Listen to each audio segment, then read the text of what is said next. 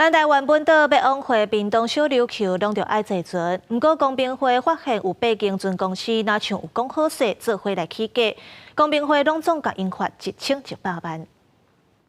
今年清明连假，扫墓民众加上旅游人潮，互东港往返小琉球的码头一透早就出现排队人潮。这种画面几乎重要节日拢会看到。但是经营东流淡盐线的8间船帮业者，因为牵涉到联合起价，互公平交易委员会来开罚。先后开了2次会，民宿业者的优惠票要抬上那个价格，然后他们之后又开了1次会，要把那个散客的价格也要调涨上来。同样水平的竞争业者共同决议去抬高价格，这是公平交易法所禁止的联合行为。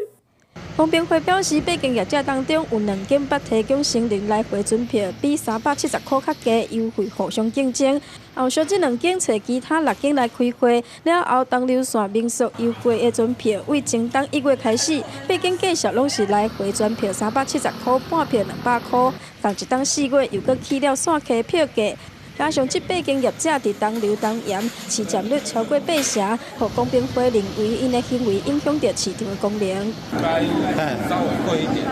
真的吗？为什么？因为行程很短。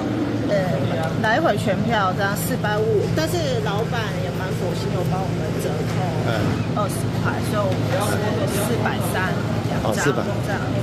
暂时来到东港码头，逢开发的业者全票来回票价确实拢是450块，只是面对这个逢开发，船公司拢表示暂时无爱回应。